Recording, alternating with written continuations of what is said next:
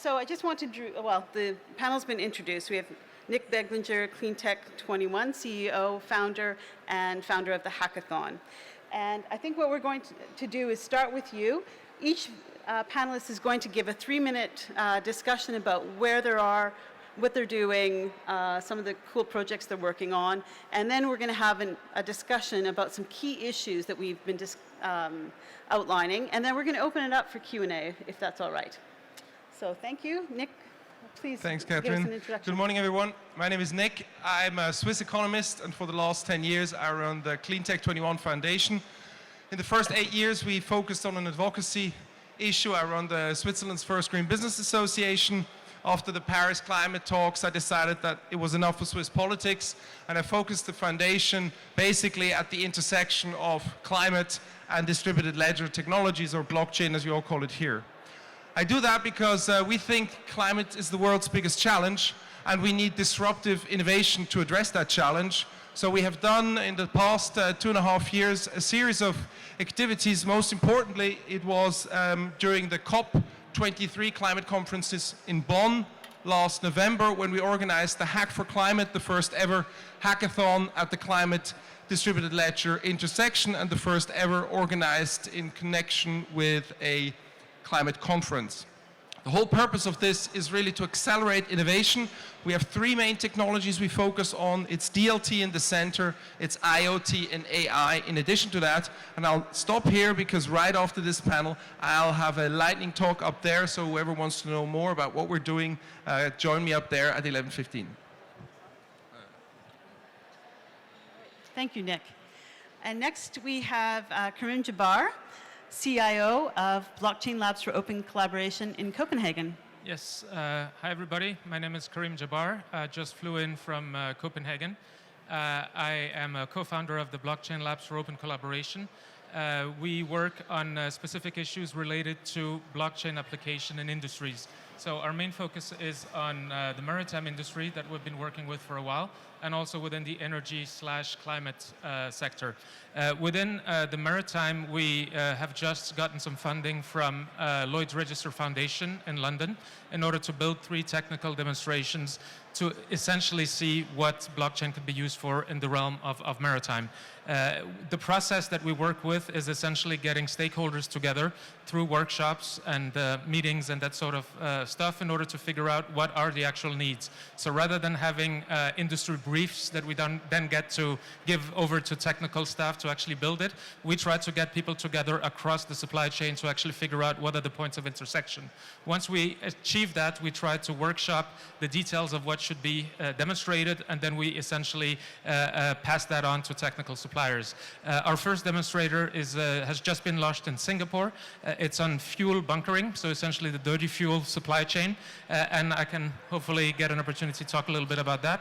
And in terms of the energy sector, we started out, as many people do in blockchain, wanting to do distributed energy production and peer-to-peer marketplaces. We had some collaborations with the municipality of Copenhagen with a CO2 neutral island or CO2 negative island in Denmark called Samsø, which essentially has a lot of locally produced and owned renewable energy.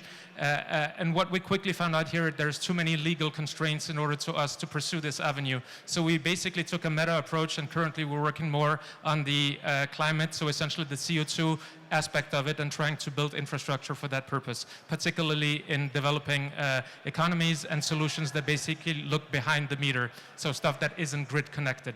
I'll be happy to expand more on that. Thank you. Thank you. And in fact, Karim was one of the reviewers of the World Bank's blockchain climate markets framework, and we're very lucky to have him on board. Next, we have Linda Kristoffersen, Special Advisor of Chooose. Yes. Hi, is this on? Hi, my name is Linda Kristoffersen. I am an advisor for Chooose, who is creating the first impact-backed token to incentivize things that are working towards the UN Sustainable Development Goals. So what we're doing, Chooose core competencies, is basically around climate positivity. We created a way of purchasing carbon quotas on behalf of corporations and individuals, where we're retiring the carbon quotas, but now we're building this to be much bigger than that, where we're for creating a blockchain solution to incentivize big polluters to work towards sustainable goals. We want to start this off with what our core competencies are, which is around carbon and energy, climate quotas, and then also trying to scale this to be much larger around anything or everything that's related to sustainability and UN's development goals. Thank you very much. Next up, we have Evan Caron, of the co-founder and director? No. Yeah, director, co-founder, Of? Swytch and the Token Commons Foundation. So Correct. my name is Evan Caron. I am the co-founder of the Token Commons Foundation and the head of a project company called Swytch. My background has been in renewable energy and energy trading, former Wall Street executive, spent about 15 years in that business, which is, now I'm out of it, but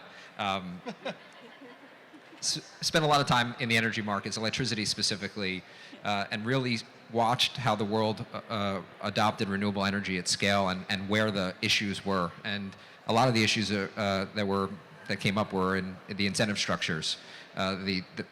Basically, what you ended up having is unintended consequences. So you had a lot of money going to specific projects that actually had very little actual real climate impact. And so in some markets, you have wind farms that are producing at negative prices and actually potentially increasing in carbon offsets, carbons that's emitted.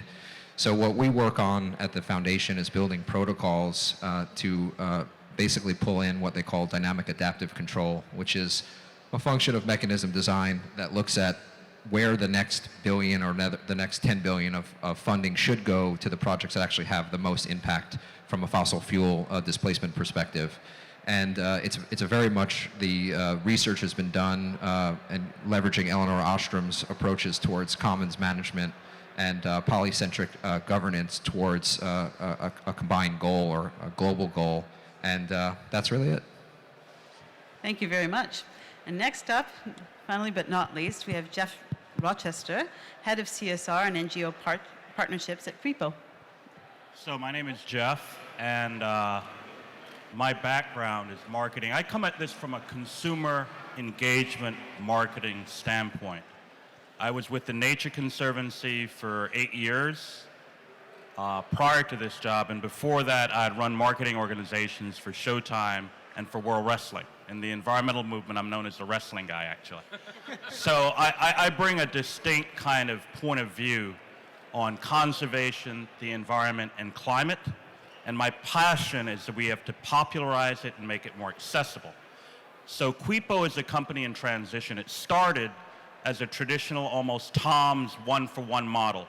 You bought merchandise on the site, and they protected rainforests in Brazil and Panama. We're evolving that model this summer. In fact, this month, we're launching with club promoters in Ibiza, to where when you buy a ticket to a rave party, a dance party in Ibiza, some of that money will go to protect the rainforest. So that's kind of version 2 of the model, is how to make conservation, corporate social responsibility very easy and user-friendly. The third iteration, which we expect to achieve towards the end of the summer, is how do you attach blockchain for that? So at the end of the day, there are 2 things that we're very passionate about: consumer engagement, and then bringing corporations into the fold. How do you get McDonald's, Starbucks, Macy's, big brands to create corporate social responsibility programs that help to protect the rainforest and other ecosystems? Thank you very much. I think actually we'll start from there. That's a really interesting way to begin the conversation, because each one of you has indicated the necessity of partnerships and collaborations so that we shift from either focusing on the individual behavioral side, if we have innovations in place, that we can actually have the ecosystem and in place to be able to build those and scale those up. So I would love to hear from each of you how you've actually managed that. Well, I can go first if you like. Yep. So, like many startups, I guess, in the blockchain space can probably relate to this.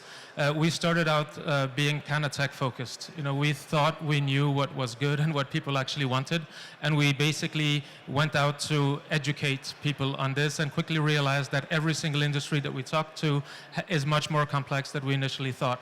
And the process of actually getting people together to talk to them, to identify, as I said before, what the points of intersections are, is actually the most important part. And we actually realize now that we spend maybe 80% of our time engaging with different stakeholders in these industries, getting them together around tables, facilitating workshops in order to figure out what is the hype here, is it useful or is it not useful, and can we identify certain use cases where blockchain or distributed ledger technologies could actually make sense. So, and this is a fundamental shift, I think, from technology in general and other non-distributed types of technology, where typically it's seen as a competitive edge that you want to build in-house in order to strengthen your own brand or capabilities, whereas this is fundamentally collaborative in nature. Yeah. And in order to get the maximum out of it, we need to rethink some of the mechanisms about how do we create these types of things. So we're still learning, but that's essentially what we've learned so far. More people and more focus on the social aspect, actually, than on the tech. It will come. Absolutely, and that begins with problem definition. Nick, you wanted to say something as well? Yeah, I very much agree with Karim on this. We also had the experience that it's very difficult to get blockchain talent, and the best blockchainies can really choose where they want to work on. On the other hand, that great talent is dependent on deep industry know-how in order to make tangible solutions that really work in the market and can be applied, that fit into regulatory frameworks, for example. So we've developed a model for Hack for Climate that basically is an open innovation co-creation model where the main developments are happening outside in our community of hackers. We have this big advantage of attracting really the best talent to the climate conferences, do a big 5-day hack where it is very prestigious to be part of that, and we can grow a large community. So all we really do in the innovation process is define challenges with industry and NGO partners, and then post these challenges into the community and have the community develop them, because we very much made the experience that by this way we get to the best talent and we get the deep industry know-how, and combining it in a good way, shaking it up, and get very tangible and very innovative solutions at the same time. Mm-hmm. Thank you. Linda or Jeff? Sure. Yeah, I can go next. So Choose's core competencies is around getting consumer engagement, corporate engagement, and individual engagement around climate change. What we're doing with this blockchain solution is trying to bridge even further than that and basically say, with this incentivized token system, we're going to pay big polluters to do better for the world.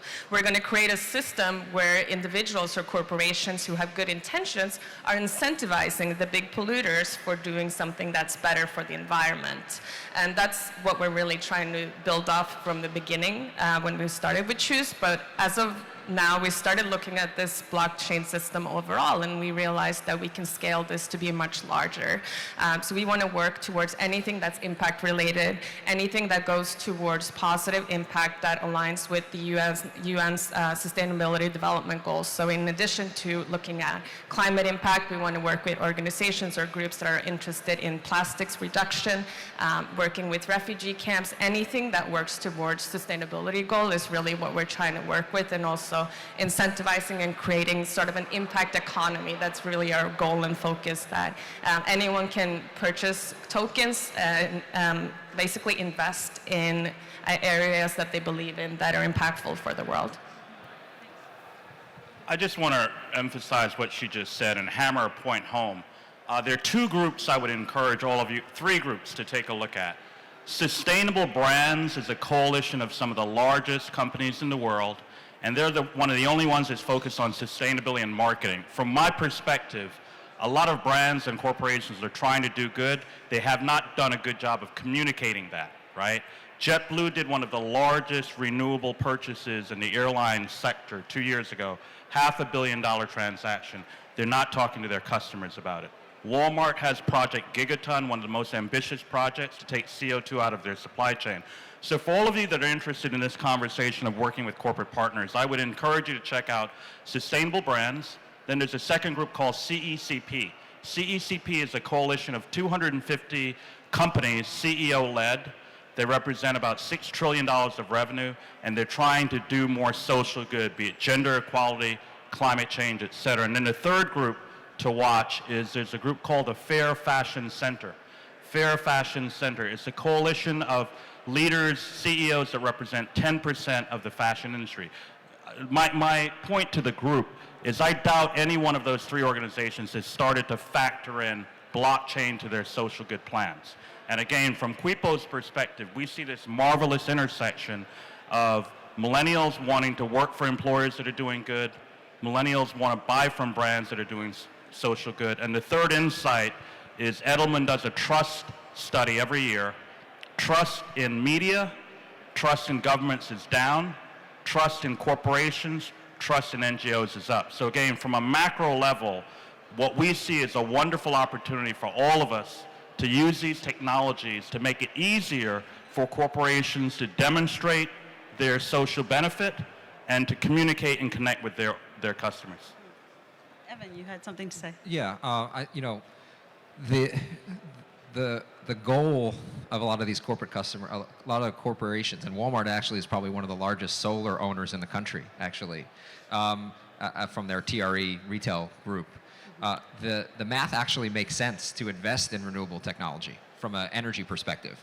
And not just in the US, but in most parts of the world. The solar costs are down 80% over the last handful of years, despite local, people who don't want solar in the United States by putting tariffs on panels, but that's another question. Anyway, the math actually works for these companies to actually do it. So it's not just the right thing to do, it's actually the economic thing to do. And they don't necessarily have the platform to go out and do it. There's a lot of companies like Microsoft and some of these big tech companies, and they're one of the largest consumers of energy in the world, and they're getting bigger. Data centers are massive. 450 megawatt data centers are the same size as massive oil refineries and LNG facilities, and I mean, they're the size of a giant coal power plant. But more to the point, they have the responsibility to do it, and they're actually doing it, but they don't have the teams, they don't have the platforms to do it, and they end up spending a lot of money and a lot of inefficiencies on the rent-sinking middlemen, the ex-bankers or the bankers that take significant amount of fees, up to 20% of the project economics actually go to developers, financiers, bankers, and so that really prevents a lot of projects from getting off the ground. They fooled me. They don't want me to talk. I wanted to add in from my own experience here. I didn't introduce myself, but I'm a former diplomat on climate, human security, everything from blood diamonds to landmines to the climate negotiations. And for the last 12 years, I've been building out innovation in Switzerland. And for the last 4 years of that, it was through the EU's Climate Kick, which accelerated 900 startups, hundreds of innovation projects. And we did this because of the public-private partnership approach and having those corporates buy into the actual foundations of that. And Nick, I know one of your projects is being funded through that, and I think I reviewed it. So I wanted to talk briefly about take that to the next level, because it's about the social political context here, and you mentioned this as well. Europe, we have very much a social economic context that is different. We have the sharing economy has really taken root, not just with the younger generations. But here, environmentalism, climate is much more politicized, and the individual behavior is really the focal point. So how can we bridge that through the business modeling? You take it to that next level. Is it about the data availability? How do you prove the impact? And actually, how do we finance that? How can we build this into the climate markets themselves? I want to talk about that actual infrastructure now. Maybe I just answer quickly. I wanted to just add a couple of more organizations, because Vanessa at the beginning said we shouldn't focus too much on the US. And there are other sustainable business organizations like the World Business Council for Sustainable Development, for example, located in Geneva. So there are others, and I think very important, if one looks at them, is to make sure that they are really sustainable and not just talk about sustainability. So there's something called science-based targets, for example, that take the real science and then translate them into goals for corporates. I think these are very useful because I must say, climate is a huge problem. We have 30 years to get to net zero, and it's simply not enough, just to talk about it. And also it's not enough if the top 2, 3, 4, 500 companies in the world do their stuff, because the world's not run by only those companies. There's a whole bunch of other companies that need to be addressed. So we need that, the talking. We need a lot of doing. We need it by the large companies, and we need it also by the small companies. So we need innovation and regulation in order to get to where we need to in climate. I just think it's very, very important that we don't just, feel good and talk about, that it's all hunky-dory, because it's not. We really have lots to do and lots ahead, and not very much time to do so. I think innovation truly plays a very, very important part, and the Climate Kick program that brings in corporates and supports innovative concepts does a really good job in doing so. But one just needs to be very, very tough judging those different efforts, because as I said, there are 30 years left to go from very much to zero, net zero emissions, where we need to go. And a lot of projects, they sound nice, but they're not disruptive. And in order to get there, we need to apply disruptive innovation and disruptive regulation. So look out for that and make sure you back those that really, have the potential to lead us where we must go. Right. Thanks, Nick. I would just add to that to bring it back down to the pragmatic level, because in the Climate Kick, we would have these calls, for example, for innovation on alternative proteins, for example. So we do these calls, and then we would get hundreds of hackathons and startup ideas, and we had a plethora of alternative insects, food-based, but no one had looked at the regulatory space. So of course we hit a wall. So these are absolutely essential elements. And another thing is the hackathon approach itself, or the innovation call approach. Let's make sure it's diversified, so that if we have a call on transportation, we're not getting the usual e-bike sharing and car sharing, because that's not going to play in every society. But let's bring it back down to the original question, because I want to hear from the others about how they're working in terms of the making it meaningful. What data is necessary? What infrastructure is necessary for this to happen? And how can we bridge that to more meaningful frameworks like carbon markets or renewable energy certificates and whatnot? Karim, you actually are working on a token. I can briefly talk about that. I think what's important here is that at the end of the day, it's a concerted effort among multiple parties in order to reach this goal that as Nick says, is kind of broad and overarching for everybody. So the way to go about it, I think, is to focus on finding ways to leverage blockchain, which is not narrow in focus, but anchored and interoperable with other approaches to blockchain. So for example, what we do, we try to find high overarching frameworks that we can tag along to make sense, so that our effort is just not become just yet another token in a sea of tokens, which will eventually die. So I think what makes sense is to say, well, if in this case, if it's the World Bank framework, which looks at interoperability between climate markets, because we have this proliferation of climate markets that today use different methodologies, don't really capture mitigation value in the same kind of way. How can we find ways of doing fungible analysis so that we can, in the token, actually make sure that those can trade across these markets, so we don't have fractured markets, but essentially have one large pool of one large market, which will be more stable and better working for the future, and therefore every single actor in here I think would do best in trying to figure out how does our initiative fit into this broader framework that is actually laid out for us. And there's plenty to, and I think the pie is too big for all of us. I mean, there's enough for everybody to actually grab a piece of it. And what we've been doing at Block in our energy project is to look at renewable energy certificates. We see this as a low-hanging fruit. When we talk about carbon, carbon has many sources, and the way that you would essentially validate what a ton of carbon equivalent is has different methodologies, and it's going to be very different if it's forestry, forest conservation, versus if it's production of renewable energy. So what we're thinking of is, can we make the system that exists today simpler, more efficient, and actually use blockchain as a way to imprint these certificates with a carbon mitigation value. So take that to a very practical level, and then I want to pass on to the others, because we had the Brooklyn solar project, and then we had your solar project. And what's the difference? Brooklyn, after 2015, it wasn't able to scale, but yours, you actually have a token burn process where it's actually being attached to renewable energy. Yeah, so we encountered the same problem, I would say, that Yeah. a lot of distributed energy peer-to-peer marketplaces have encountered, which is because of regulation, it's very difficult to actually go out and scale it.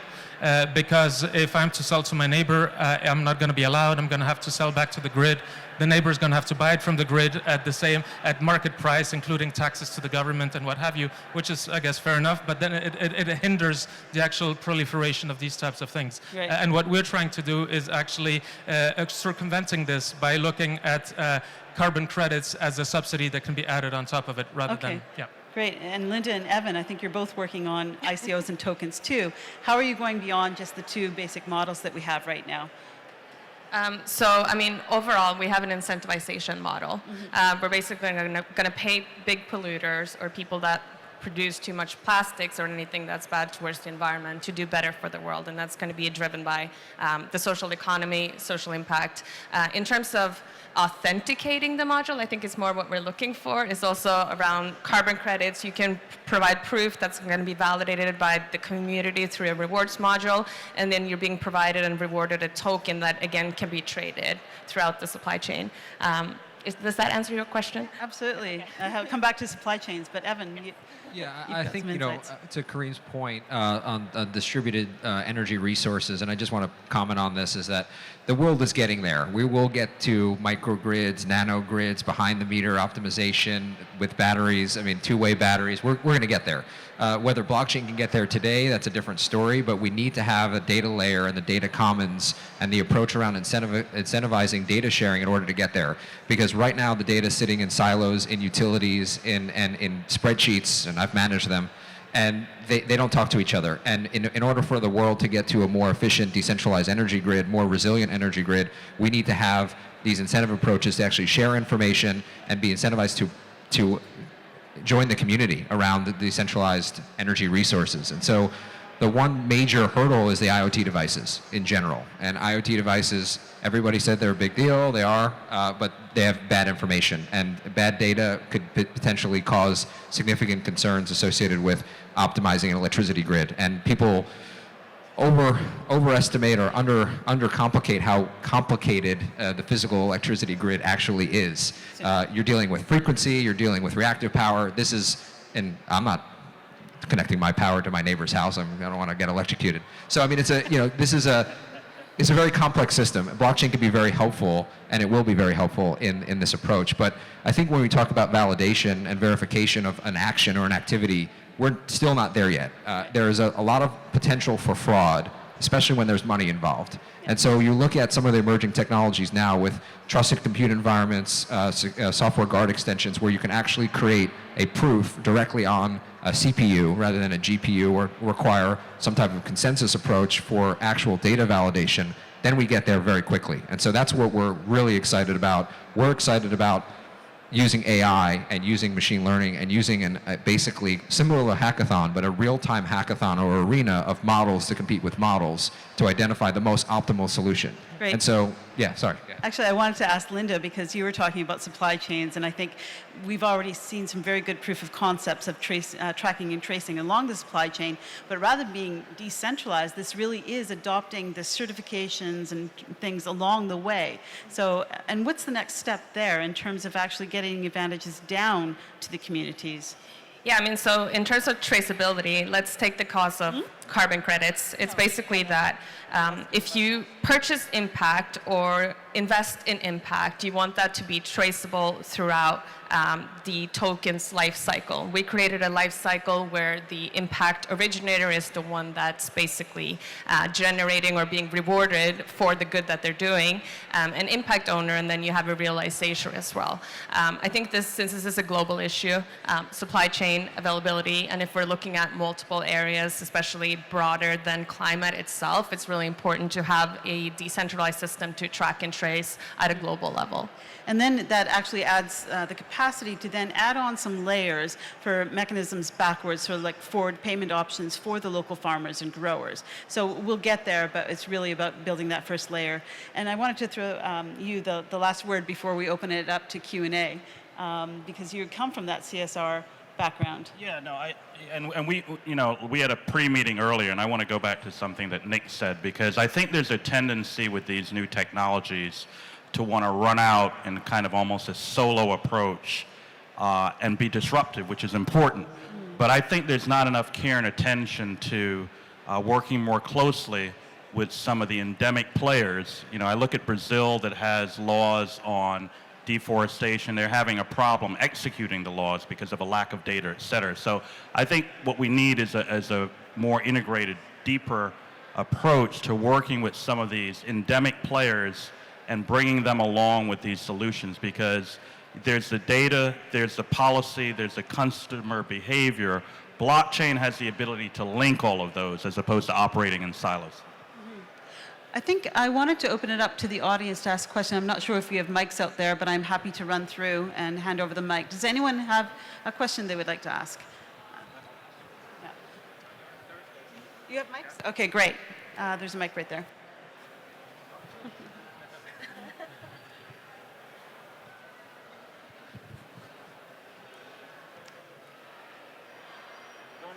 Turn the mic on.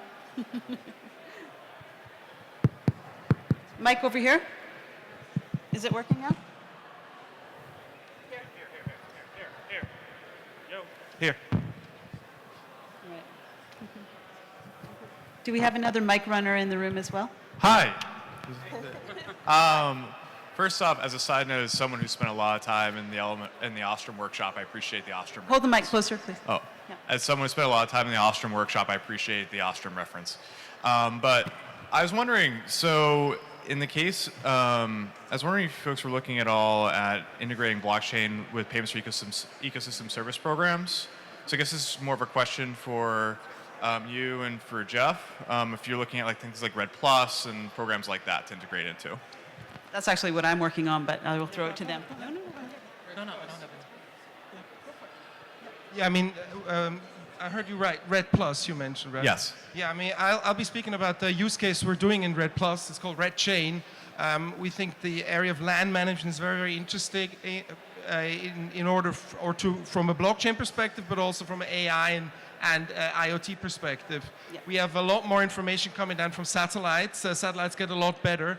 We have a way to basically do a very, very transparent and automated Red Plus process by using satellite data, by having an automated image comparison that looks at whether a forest is still forest between two time zones.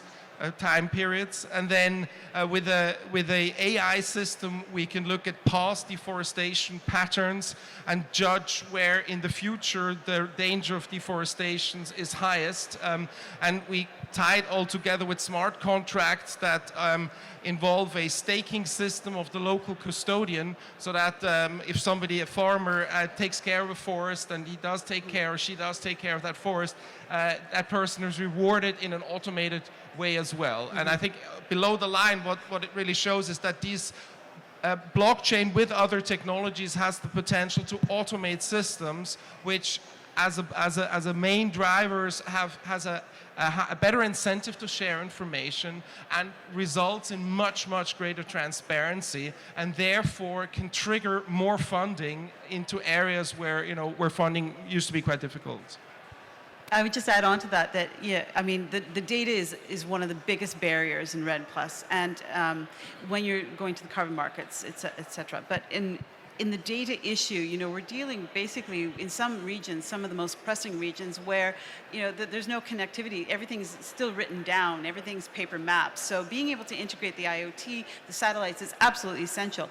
But there's still another part of that blockchain isn't ready to address, and that's the land ownership, land rights issues, which we also have to integrate as we go forward. Because the data that's being used for these programs actually can then incentivize, as you say, the diversity in the communities and the financing back to those communities. But that's another discussion that has to happen around this space, because just having the automation there doesn't resolve any political conflict that's inherent in that.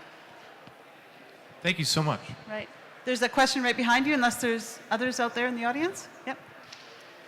Yeah, hi. Thank you for highlighting your topic. So the question is, what will it take to establish an efficient carbon market so that we can incorporate it and be disruptive as an overall economy? One carbon market is not feasible, is it? We're dealing with numerous carbon markets, hundreds that are emerging. China just started its own, and they all have their own rules and operating devices and data and also finance mechanisms. This is why Kyoto failed and why we're working on new ones. But I think... I have a view on this. I think one of the ways to create an efficient carbon market is to do a carbon tax, ASAP.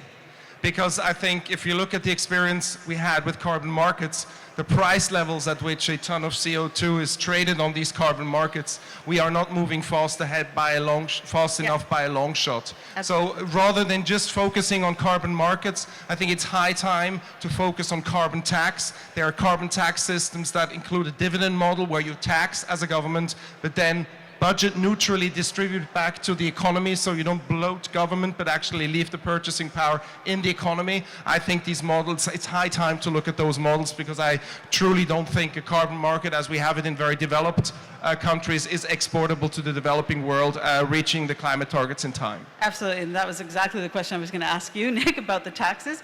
But I think, that's one layer, but that actually requires government intake. So if the governments are the ones establishing the carbon markets, carbon tax should absolutely be a part of that.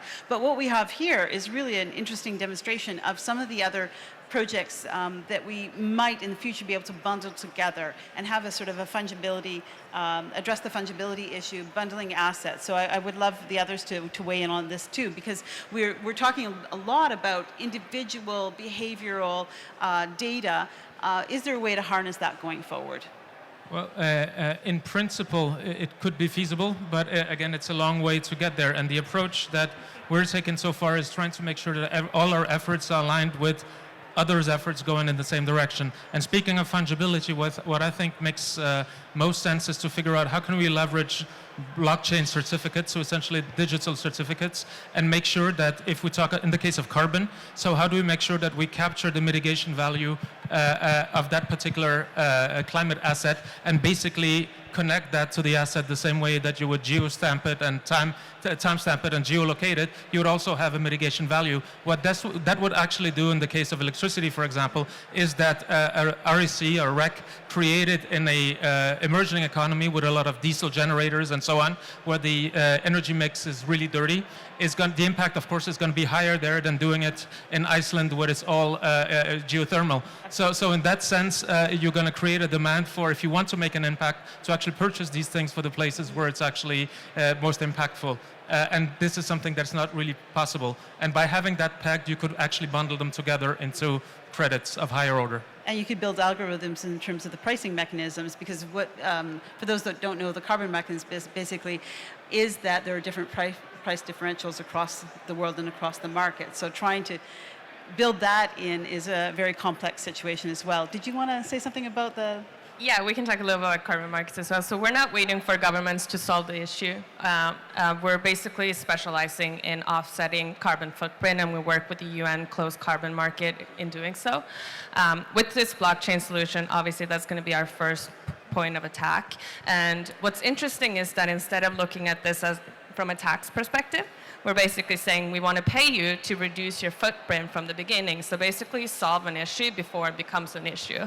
And that's really how we want to create this kind of impact economy, especially with carbon offsetting in the environment, through solving an issue at the forefront. Thanks. Does that answer your question for now? Most definitely, thank you. We're working on it. Next question. There's a question at the back. Sorry? Hey, what's going on? My name's Greg. Really cool talk. So when we were talking about kind of the intersection of artificial intelligence and energy, we noticed an interesting security layer kind of emerge from that. And I was just wondering, for somebody that's in the energy space, Have you guys been thinking about the intersection of AI and energy and any security protocols, or maybe some tips and advice for people who might be in the room who, might want to think about something like that? I think Evan's there. Yeah, that's a great question. I think, everyone talks about data commons, but there's when you're talking about critical human infrastructure and things that have obviously issues with national security, sharing data on where a power plant is and what it's generating can be fairly dangerous in the wrong hands, right? And so hopefully one of the goals is building the right type of governance mechanism on controlling how that information is shared and tokenizing the sharing of that information, so that information is potentially not disclosed in the wrong kind of channels. But there is definitely a security layer, an IoT security layer specifically, because you have the issue of man-in-the-middle attacks, spoofing. That's where some of the trusted compute environments are going to exist. That's where some of the software guard extensions are going to exist, where you have direct encryption directly on a device, so that the channel is fully end-to-end encrypted. And when you talk about AI in general, and you talk about issues with AI, talking to AI and what potentially that can happen, obviously, and that's a big risk. I don't think the blockchain community is necessarily tackling that issue, and probably not tackling quantum computing issues either. But from my perspective, there's a lot of low-hanging fruit when talking about figuring out ways to optimize a decentralized energy or distributed energy grid. And it's not just about one technology, it's about mix of technologies. And so maybe the AI is not necessarily on dispatch and optimization, but maybe it's on what types of assets need to be generated or invested in where to get the best, kind of the most optimal approach for grid resiliency, grid security, and then eventual actual impact from a climate perspective. Great. I want to wrap things up with just a final word to say we've discussed governance, data, partnerships, innovations, ICOs, et cetera. And I think we're just entering the dialogue. And I want to thank you all for some really great insights. And I would invite people to come and see Nick's lightning round as well. Thank you very much. Thank you. Thank you.